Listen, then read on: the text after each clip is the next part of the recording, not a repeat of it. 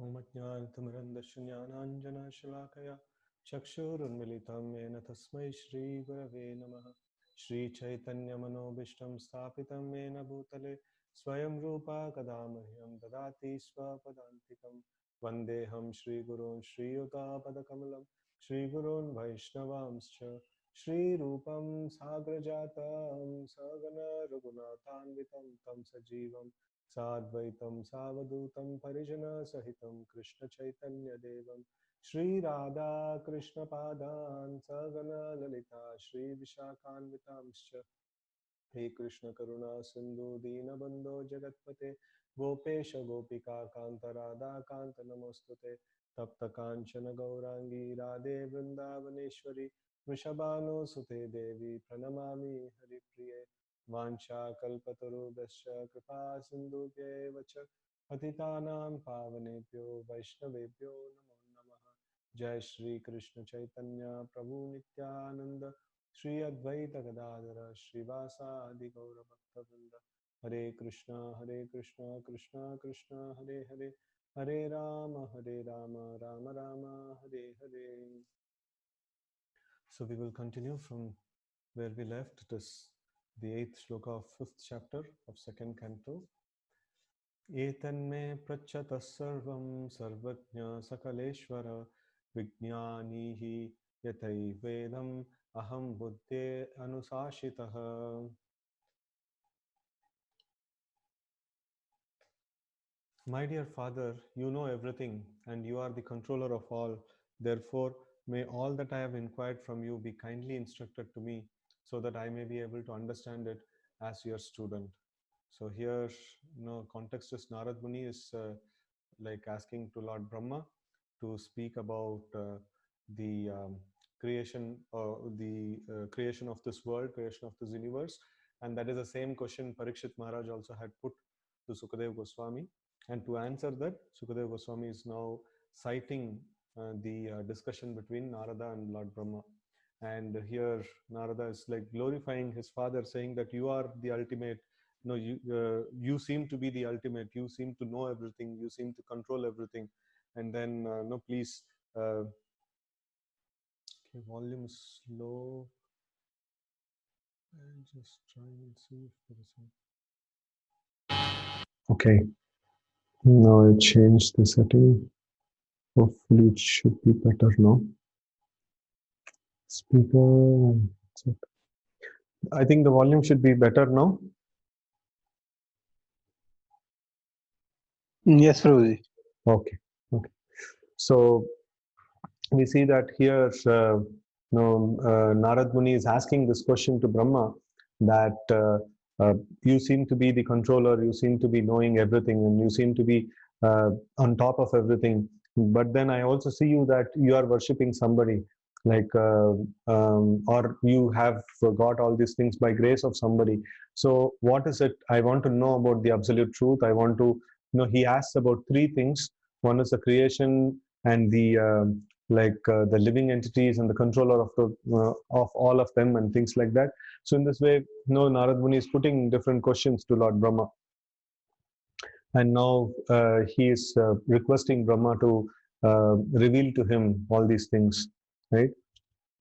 Purport: the inquiries made by Narada Muni are very important for everyone concerned, and as such, Narada requested Brahmaji to deem them suitable so that all others. Just a minute. So all others who may come in the line of disciplic succession of Brahma Sampradaya may also know them properly without any difficulty.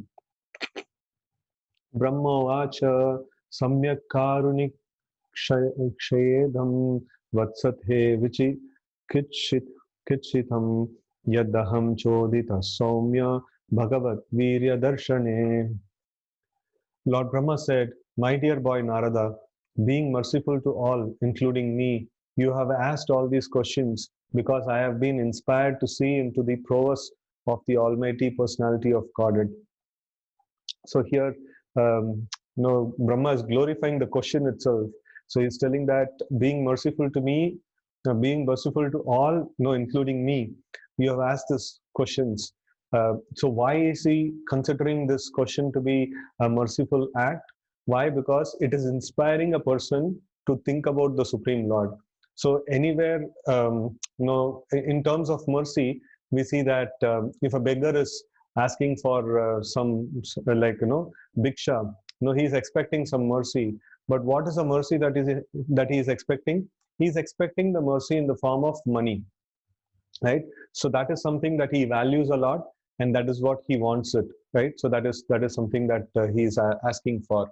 And a person, who is giving, whoever is giving money to the beggar, so he feels very grateful towards him. Ideally it should be.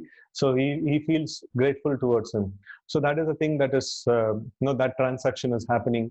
But here we see the transaction that whoever is helping us to remember Krishna, he is being merciful towards us, because nate vidu swartha gatim hi Vishnu. Swartha, the real selfishness or the real self-interest is that Vishnu. If we remember Vishnu, that is the real self-interest of any person, right? So this is anybody who's reminding us of Krishna, or anything that is reminding us of Krishna, we should be very grateful to that. So here Narada is junior to Brahma, he is his son and a disciple, but then Brahma is becoming grateful to him, and he's telling that you are so merciful to me. How, this is an amazing exchange of relationship, where a senior is telling to the junior that you have been very merciful to me. Why? He is substantiating that, you have asked all these questions because I have been inspired to see into the prowess of the Almighty Personality of Godhead. So, this is very important. Anything that is reminding us of Krishna, so then we should be very, very grateful to that situation, that person, who's helped us to remind us of Krishna. Even a person who is asking us question, and we are answering that question. So what is actually happening? In the answering of questions, so we are reminded of Krishna. So we are very grateful to that, in that thing. So that's what Brahmaji is showing here. Purport: Brahmaji, being so questioned by Naradji, congratulated him, for it is usual for the devotee to become very enthusiastic whenever they are questioned concerning the Almighty Personality of Godhead. That is a sign of a pure devotee of the Lord. Such discourses on transcendental activities of the Lord purify the atmosphere in which such discussions are held, and the devotees thus becomes enlivened while answering such questions. It is purifying both for the questioner and for one who answers the questions. The pure devotees are not only satisfied by knowing everything about Lord, but are also eager to broadcast the information to others, for they want to see the glories of Lord are known to everyone. Thus, the devotee feels satisfied when such an atmosphere is offered to him. This is the basic principle of missionary activities. Okay, text 10. Nanritham tava tachapi yatha mam prabhavishibo avijnaya param matta ethavatvam yatohi me. Whatever you have spoken about me is not false, because unless and until one is aware of the personality of Godhead, who is the ultimate truth beyond me, one is sure to be illusioned by observing many powerful activities. So Narad Muni was expressing that, no, I see that you are so powerful and you have created the entire universe, and then in the universe, like, you have complete control over this universe, and you are conscious of everything that is happening within this universe. But still, I feel there's somebody who's more powerful than you, who's master of you. So in this way, like when Narad Muni asked, so then Brahmaji is telling, yeah, it is whatever you told is true. No, it is very bewildering when a personality like me, like Brahma, is able to have such enormous amount of control. That much amount of control a person is having, but still he is he's not the absolute controller of everything. So anybody who sees such a powerful control, immediately they will get flamboyant. Like, even for that matter, a small mystic who can do a little magic, people accept him as God. Here Brahma can do all magic in the whole universe. That powerful personality. Definitely, anybody would take him to be God, right? So, but then here he's telling that No, this is very nicely Brahmaji is putting.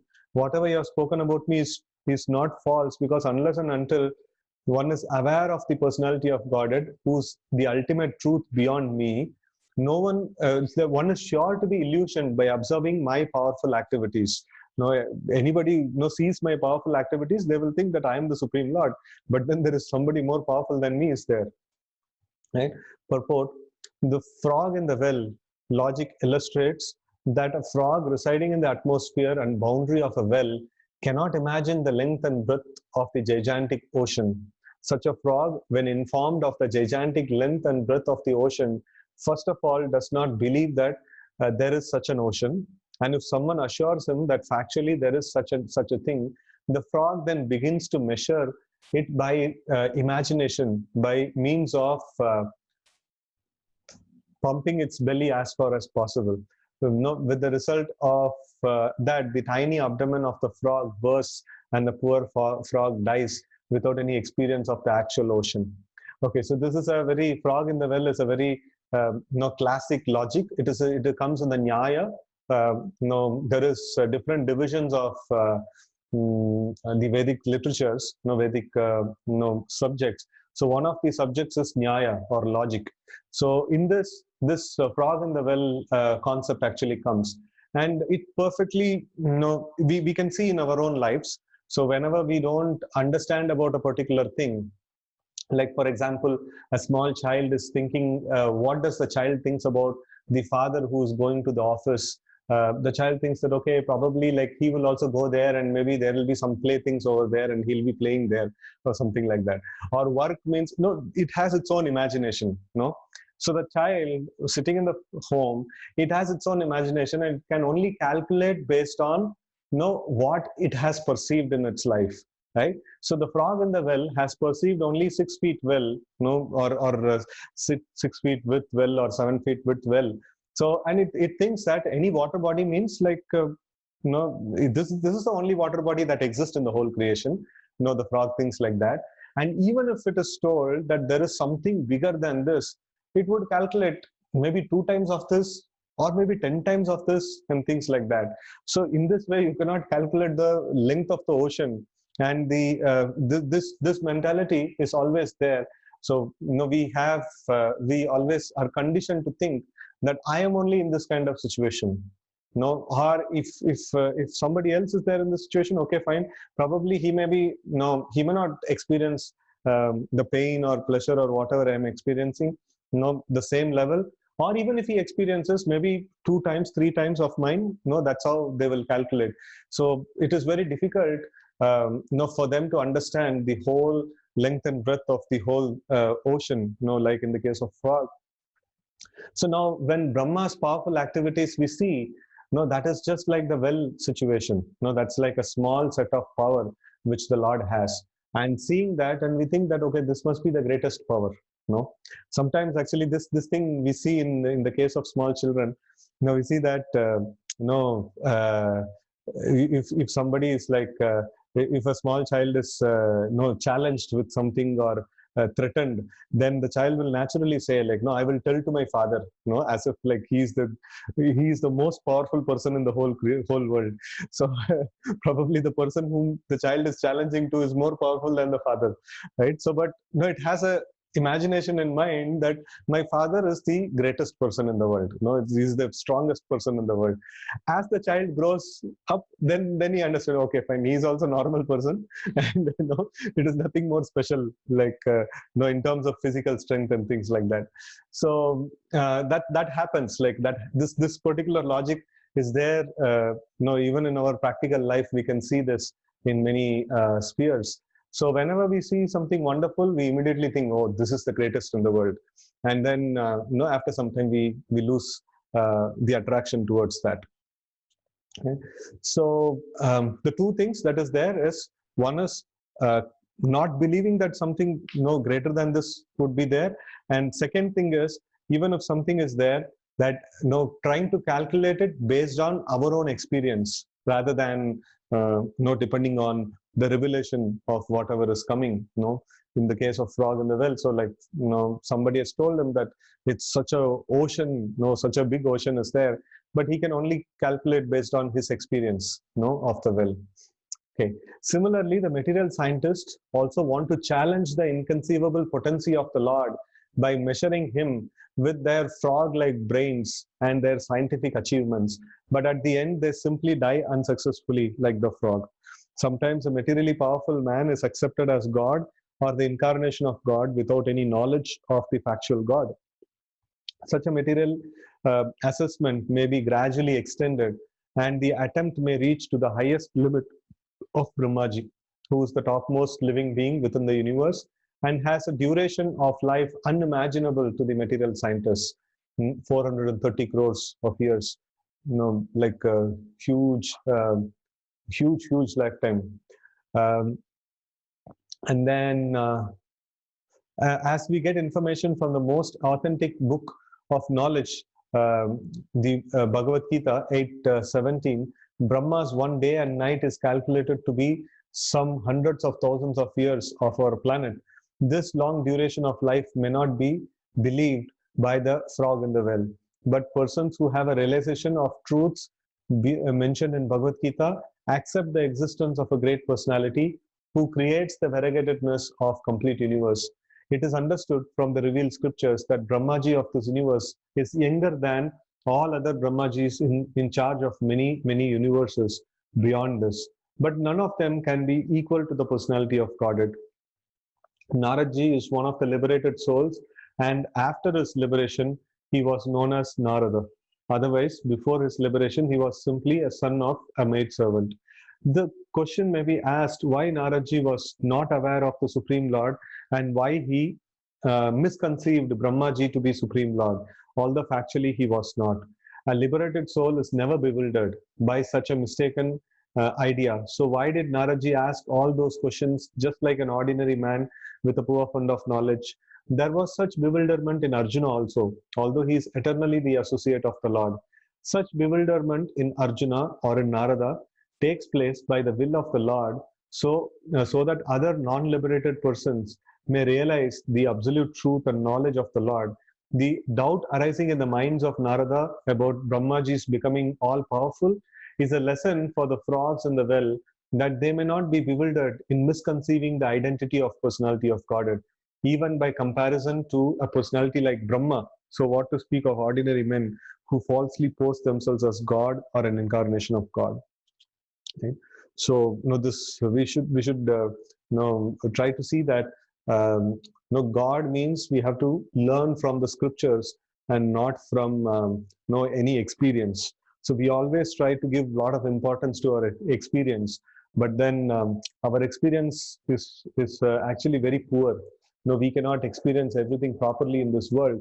So we should not go by our experience and the wow factor of what we are able to see in this world. So we should go by the scriptures. We should go by the conclusions of the acharyas, and that is a proper way of actually getting the proper understanding. So the Supreme Lord is always the Supreme, and as we have tried to establish many times in these purports, no living being, even up to the standard of Brahma, can claim to be one with the Lord. One should not be misled when people worship a great man as God after his death as a matter of hero worship. There were many kings, like Lord Ramachandra, the king of Ayodhya, but none of them are mentioned as God in the revealed scriptures. That Lord Rama is mentioned as God in the revealed scriptures, but many other kings, many other powerful kings were there, but they were not mentioned as God as in the revealed scriptures, right? To be a good king is not necessarily the qualification for being Lord Rama, but to be a great personality like Krishna is the qualification for being the personality of Godhead. If we scrutinize the character who took part in the battle of Kurukshetra, we may find that Maharaj Yudhishthira was no less a pious king than Lord Ramachandra, and by character study, Maharaj Yudhishthira was a better moralist than Lord Krishna. Lord Krishna asked Maharaj Yudhishthira to lie, but Maharaj Yudhishthira protested. But that does not mean that Maharaj Yudhishthira could be equal to Lord Ramachandra or Lord Krishna. The great authorities have estimated Maharaj Yudhishthira to be a pious man but they have accepted Lord Rama or Krishna as the personality of Godhead. The Lord is therefore a different identity in all circumstances, and no idea of anthropomorphism can be applied to him. Anthropomorphism means uh, morphism means like no to actually impose superimpose on some this one morphing, right? So here anthropomorphism means the attribution of human characteristics or behavior to a god, animal, or object. So that means no, we have seen human beings are like this. God must be a little bigger human being than us. No, that's like superimposing our qualities on God. But actually we should know that we are made of image of God. No, we don't need to create God out of our image. No, God, like we are made of image of God, right? So the Lord is always the Lord, and a common living being can never be equal with him, right? Asama Urdu. Text 11. Yena swarocisha vishvam rochitam rochayamyaham yathartho agniryatha somo yatharksha graha tarakah. I create after the Lord's creation by his personal effulgence known as the Brahma Jyoti. Just as when the sun manifests its fire, the moon, the firmament, the influential planets, and the twinkling stars also manifest their brightness. Right? So this is dependent reality. It's very nicely explained by this analogy. Sun and other luminaries in the creation, in the universe here. So when the sun actually manifests its fire, its light, its illumination, sun's illumination is original, and the moon and the stars, they reflect this illumination of the sun, right? So that's the analogy that is used here. So in the same way, here it's mentioned, Brahma is mentioning that I create following the creation of the Lord, right? That is a very important thing to understand. Lord's creation is original, and Brahma's creation is dependent on the original creation, right? So that's a dependent entity. So purport, Lord Brahma said to Narada that his impression that Brahma was not the supreme authority in the creation was correct. Sometimes less intelligent men have the foolish impression that Brahma is the cause of all causes, but Narada wanted to clear the matter by the statements of Brahmaji, the supreme authority in the universe. As the decision of the Supreme Court of a state is final, similarly the judgment of Brahmaji, the supreme authority in the universe, is final in the Vedic process of acquiring knowledge.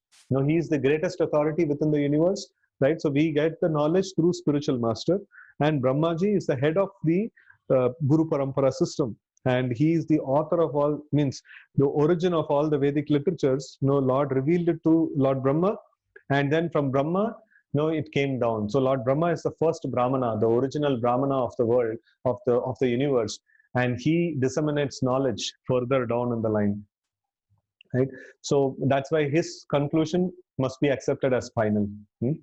As we have already affirmed in previous verse, Naradji was a liberated soul. Therefore, he was not one of the less intelligent men who accept a false god or gods in their own ways.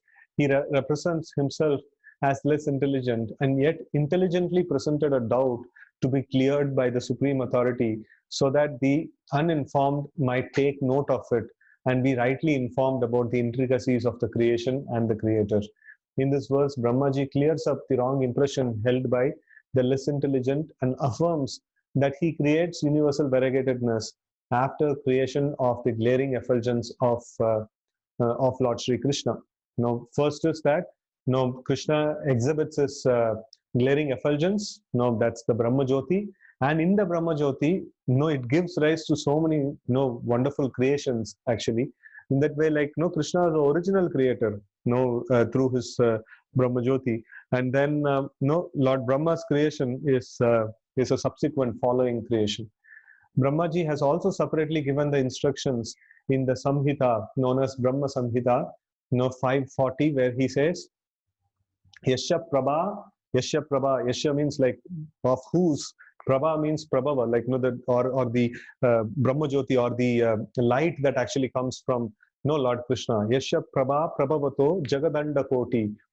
So all this Jagadanda means like, no, the universe is in the form of an egg. No, that's the form, that's the shape of a universe. That's why it is called as Jagadanda. And how much is there? It is Koti. No, it is, no, millions of them are there.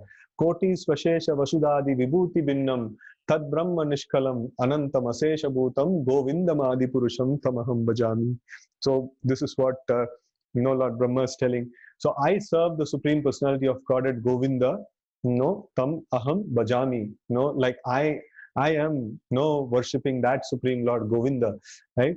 So the primeval Lord, whose transcendental bodily effulgence known as Brahma Jyoti, which is unlimited, unphantomed, and all pervasive, is the cause of the creation of unlimited number of planets with varieties of climates and specific conditions of life, right? So this Yasha Prabha, this Brahma Jyoti, what is there, that's the root cause of Jagadanda Koti. That's the root cause of all the material creation, right?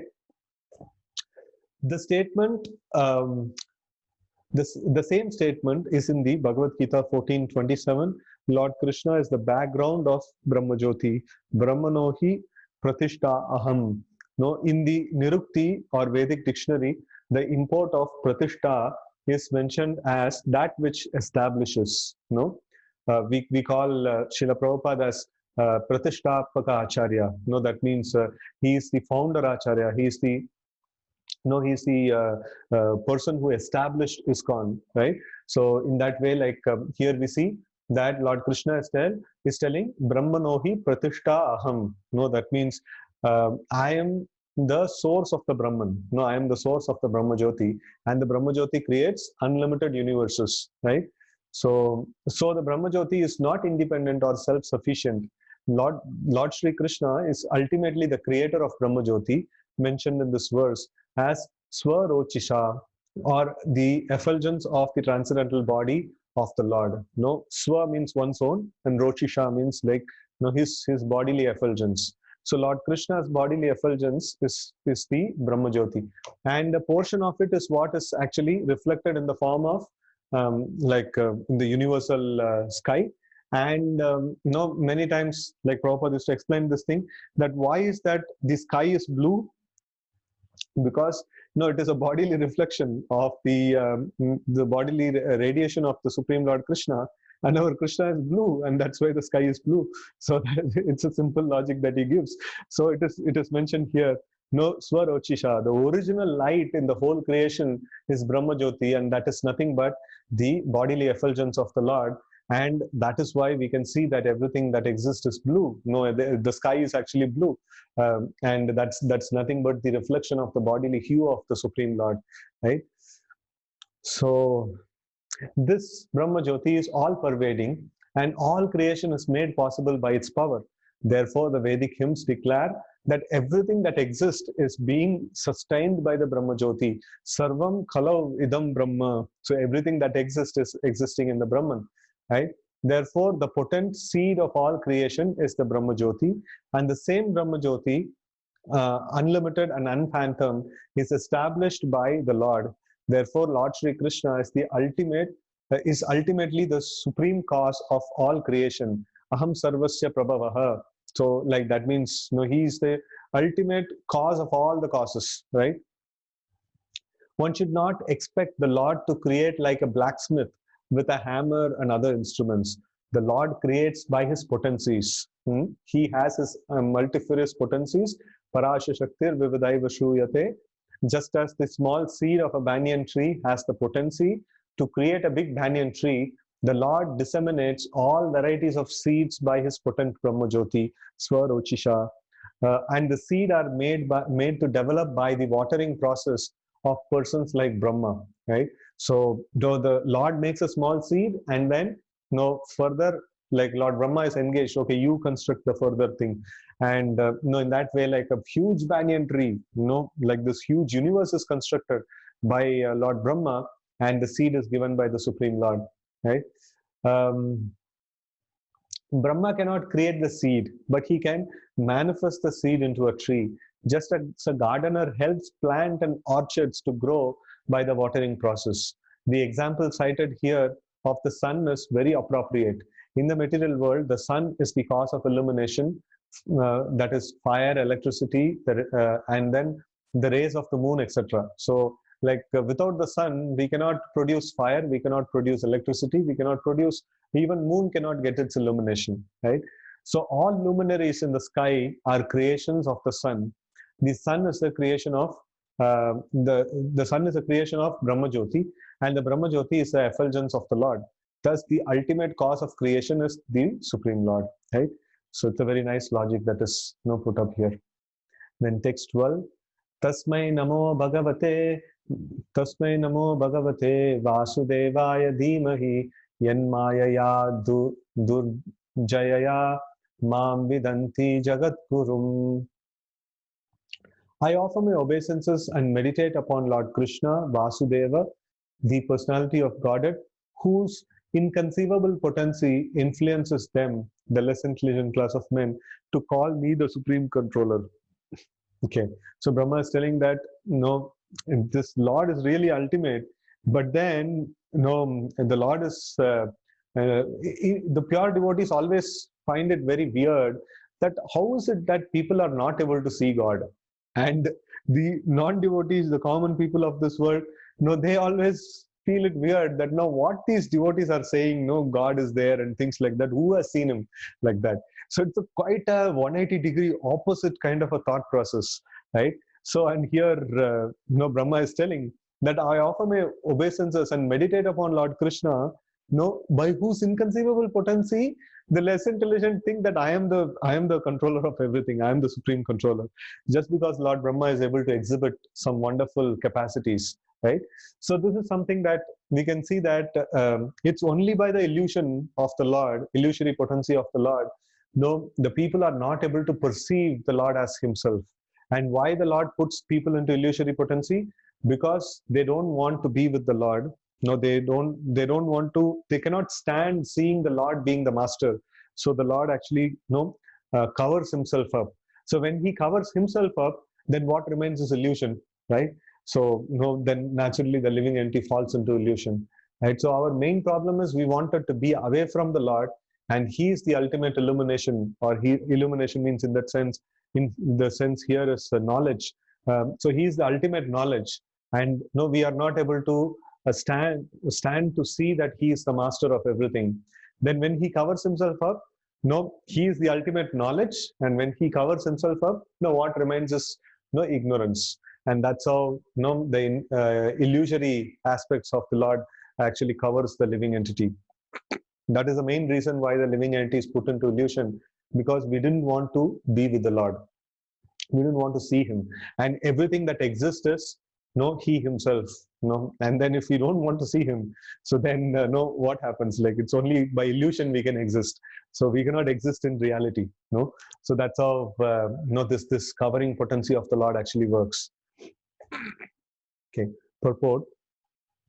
As will be more clearly explained in the next verse, the illusory potency of the Lord bewilders the less intelligent to accept Brahmaji, or for that matter, any other person as the Supreme Lord. Brahmaji, however, refuses to be refuses to be called like this or something like that. And he directly offers his respectful obeisances unto Lord Vasudeva, or Sri Krishna, the personality of Godhead, as he has already offered the same respects to him in Brahma Samhita 5.1. Okay, so here one important point. Somebody may ask that Krishna appeared 5,000 years ago, and this interaction between Lord Brahma and Narada is happening probably in the Satyuga or much, much before. So then how is it that Krishna was called as Vasudev even then? Vasudev means the son of Vasudev. So how is it that he is called as Vasudev even then? So what is that matter is, Krishna says that Sambhavami Yuge Yuge. He comes in every single millennium, in different times and things like that. So Krishna comes with the same entourage. Krishna comes with Vasudev, Devaki, and they are all his eternal mother and father. So they are all his his associates all the time, right? So in that way, like Lord Krishna is always Vasudeva. It is not that he is. There are many other meanings of Vasudeva also is there. So, but then one of the important meanings is he's son of Vasudeva. So even if we take that meaning, it is not wrong, because every time Krishna comes to appear, he becomes the son of Vasudeva. That's the general, that's the way it is. And then another meaning is that he is the one, the Supreme Lord is the one who exists in Vishuddha Sattva, or completely pure transcendental goodness. That means there is no tinge of any materialism, there is no tinge of any goodness, passion, and ignorance, and things like that. It is pure Vishuddha Sattva. That is why a person who exists in the Vishuddha Sattva is also called as Vasudeva. Right? So that's the reason why the Lord is called as Vasudeva. And even if we take it as son of Vasudeva, still it holds good, because in every millennium he comes as son of Vasudeva. And then in that way, he can be safely called as Vasudeva at any point in time. So this doesn't give rise to any questions of the timeline of Srimad Bhagavatam. So it is perfectly well that sometimes people, when they read these things, they say, oh, maybe this is after Kurukshetra war, or after Krishna's Leela, this particular episode had happened, but then Bhagavatam is saying that it has happened much long before. That means it is bogus. This is something written latest at this point in time. No, that's not the case. It has always been existing. Bhagavatam has always been existing. Okay, so obeisances unto Lord Vasudeva, or Sri Krishna, the personality of Godhead, as offered by Lord Brahma and Brahma Samhita in 5.1. Ishvaraha Paramaha Krishnaha Satchidananda Vigraha Anadiradir Govindaha Sarvakaranam Sarvakarana Karanam. The Supreme Lord is the personality of Godhead Sri Krishna, the primeval Lord, in his transcendental body, the ultimate cause of all causes. I worship that primeval Lord Govinda. Brahmaji is conscious of his actual position, and he knows how less intelligent persons, bewildered by the illusory energy of Lord, whimsically accept anyone and everyone as God. A responsible personality like Brahmaji refuses to be addressed as Supreme Lord by his disciples or subordinates, but foolish persons praised by men of nature, the men of nature of dogs, hogs, camels, and asses, feels flattered to be addressed as Supreme Lord. Okay, so the point here is that Brahmaji is not willing to accept that he is the Supreme Lord, but then foolish men of this world sometimes, how this is a very interesting thing to know. How does a god gets manufactured in the material world, right? So all the bogus gods. So they may get some siddhis, or they are very, very kind to people and things like that and all. Some qualities are there, and their followers, they start saying, oh, you are God himself, and things like that. And then this bogus God, who was not knowing that he was God till then, he's thinking, oh, all my followers are telling me God, that means I must be God, right? So he's like that. He feels flattered by the people of nature of dogs, hogs, camels, and asses. That means the people in general. He's thinking that by their appreciating me as God, I have become God, right? So they get, Prabhupada sometimes tells that people become God by a popular vote. We can become chief minister, prime minister by a popular vote, but then we cannot become God by a popular vote, right? So people in this world actually become like that only. Like all the gods, they have a similar story of origin. They kind of like their followers started glorifying them. Oh, you must be God, you're so nice, you're so wonderful, and things like that. And he starts feeling, oh yeah, I must be God. So like that. Okay, why such persons take pleasure in being addressed as God, or why such persons are addressed as God by foolish admirers, is explained in the following verse. Okay, Vilajjamana Vilajjamanaya yashya statum iksha pate muya vimohitva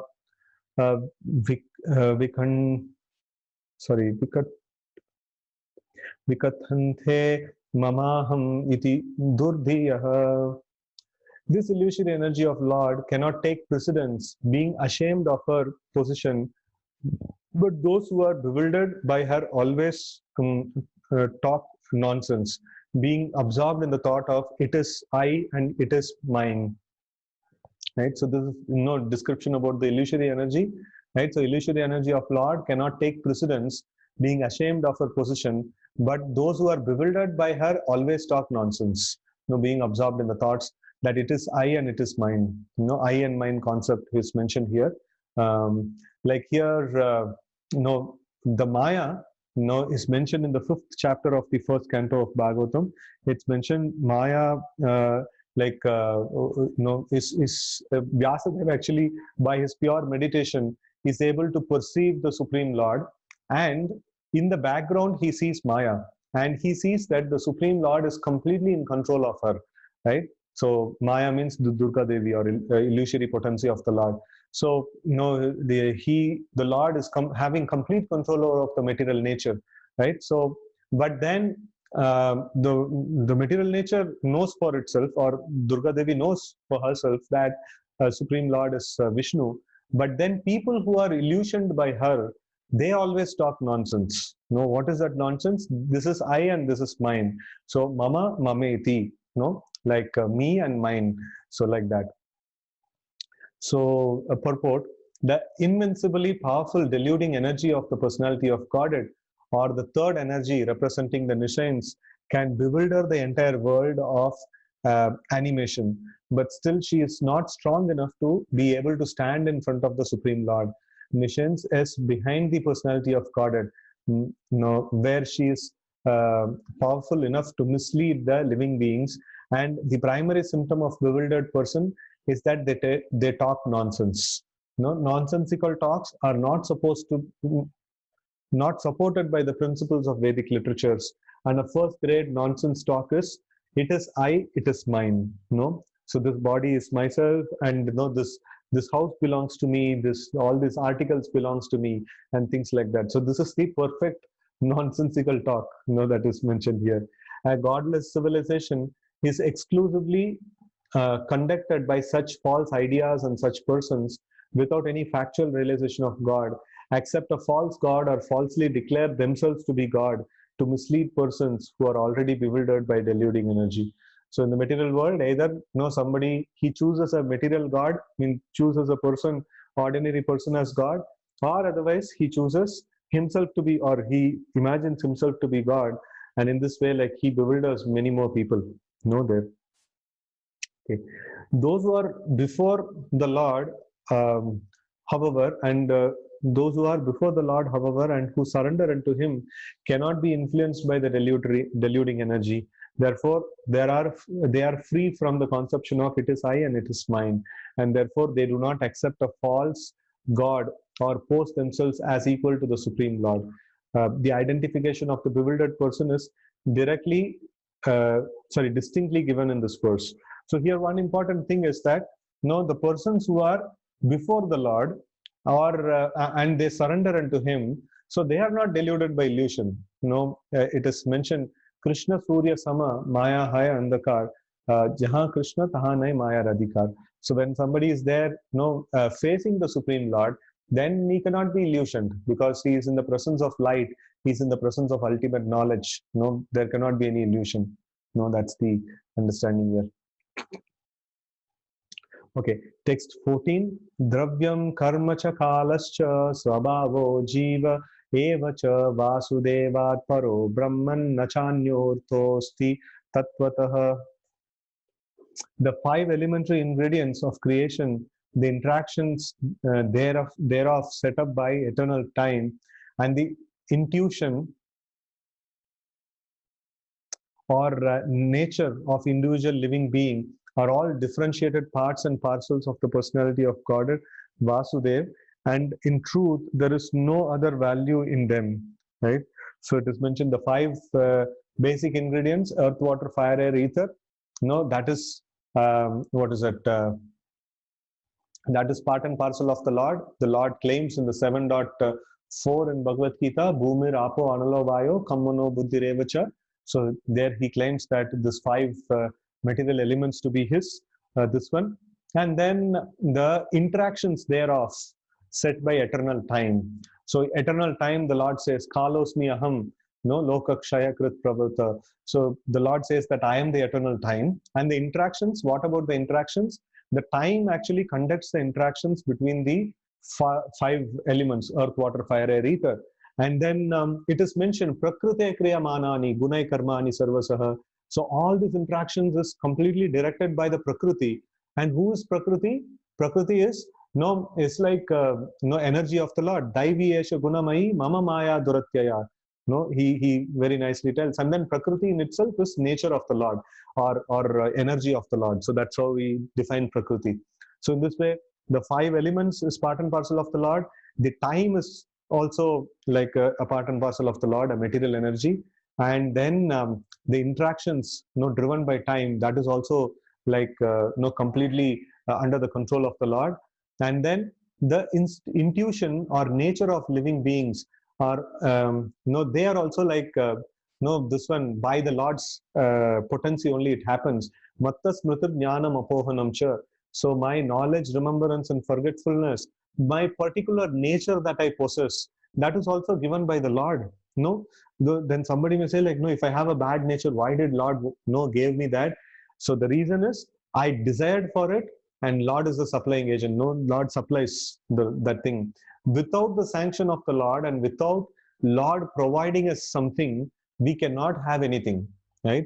So in that way, like all this thing that is mentioned here, the five gross elements, the interactions between the elements, the time which conducts the interaction, the intuition or the nature of the living beings, these all are what? They are differentiated parts and parcels of the Supreme Personality of Godhead, Vasudev. And in truth, there is no other value in them. So that is the a pure devotee like Lord Brahma. He sees that everything is part and parcel of the Lord, and he is able to see the connection of everything with the Lord, right? So that's a proper vision. That's a clear vision. Purport: this phenomenal world is impersonally the representation of Vasudev, because the ingredients of its creation, their interactions, the enjoyer of the resultant action, the living being, are all produced by the eternal, external and internal energies of Krishna. That is 7.4 and 7. Okay, that's what Prabhupada is mentioning here. This is confirmed in Bhagavad Gita 7.4 and 5. The ingredients, namely earth, water, fire, air, and sky, as well as the conception of the material identity, intelligence, and the mind, are produced of the external energy of the Lord, and the living entity who enjoys the interaction of the above gross and subtle ingredients are set up by the eternal as set up by the eternal time, is an offshoot of the internal potency, with freedom to remain either in the material world or in the spiritual world. So here nicely put that earth, water, fire, air, ether, the time, the interactions and intelligence and all these things are external energy of the Lord, or manifestations of external energy of the Lord, and the living entity is manifestation of the internal energy of the Lord, or superior energy of the Lord, right? So in that way, these two things are put. And then the living entity has, all of us have the this one choice, either to live in the material world or to live in the spiritual world, right? So these two choices are there. In the material world, the living entity is enticed by the deluding missions, but in the spiritual world, he is in the normal condition of spiritual existence without any delusion.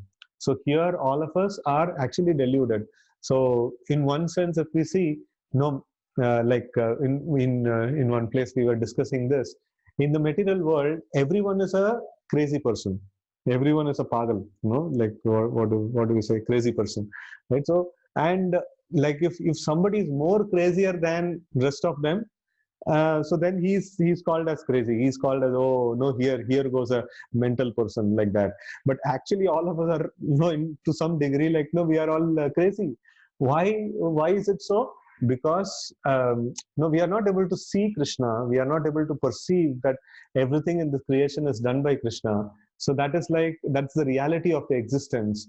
But we are existing in a different reality. That means we are actually a mental person. We are actually a crazy, deranged kind of people. So when we come into Krishna consciousness, we slowly start, coming to the position of the reality. What the scriptures say. This is all reality, and then we are coming closer to the reality, right? So that's the this one, benefit of being a devotee of the Lord, right? So yeah.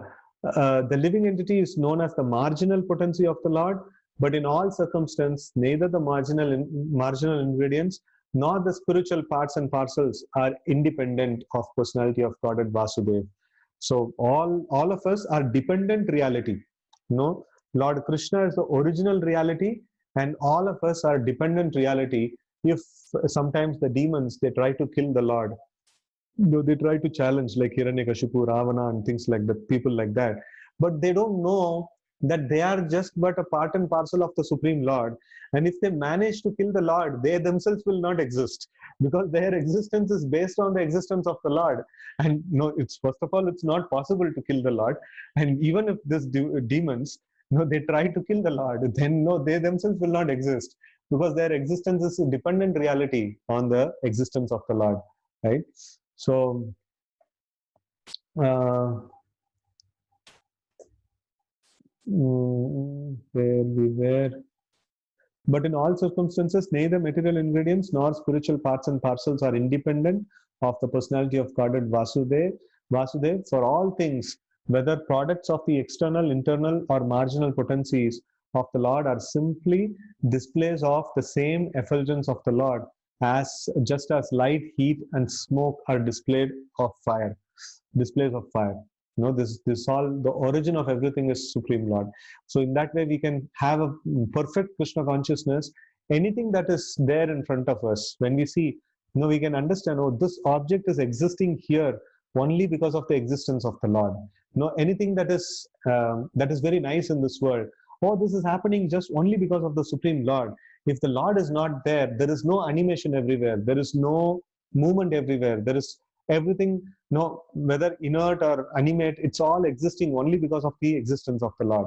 Isha Vashamidam Sarvam Yatkincha Jagatya Jagat Tena Tattena Bunjita Magrata Kasha Suddhanam. So in this way, like everything that exists is has its origin in the Lord, and it is perfectly controlled by the Lord, right? Okay. Similarly, all phenomenal manifestations as well as the effulgence of the body of Vasudev are impersonal features, whereas he eternally exists in his transcendental form called Satchidananda Vigraha, distinct from all consumptions of material ingredients above. Okay, so I will just stop here. I will just briefly speak about Janmashtami that is coming up, and we are planning for a huge Janmashtami kids competition, wherein we are expecting a lot of people will participate, and we have done a lot of groundwork, and it's going to be there on the this one through the social media, and we had posted some messages also in the reading group for some ideas and all. So some of you had given, so it's very nice. So we have most probably today by afternoon or afternoon to over, evening, we will launch this event. I would request all of you to kindly propagate this message to as many people as possible, so that many people can take part in these events. And it is both for children and the adults. So there is nice events are there, and then people can perform at their convenience, and they can take a video or photograph as mentioned according to the event's rules and regulations. So they can post it in Facebook or Instagram, and they can tag them, they can hashtag them as mentioned in the this one rules and regulations. Even now, the devotees can go. It is there. Still, little more testing we are doing. After that, we will be launching the full-fledged. So that is iskonwhitefield.org/competitions. No, that's, or even just simply if we go to ISKCON Whitefield website, it will be there.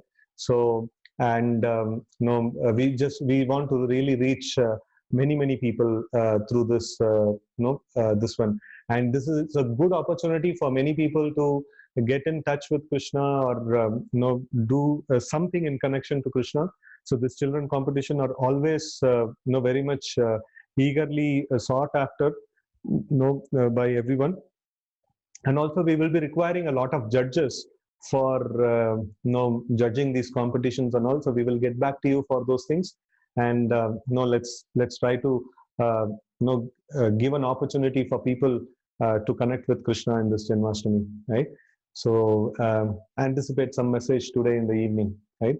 Hare Krishna. So we stop here, and we will meet again tomorrow. Hare Krishna.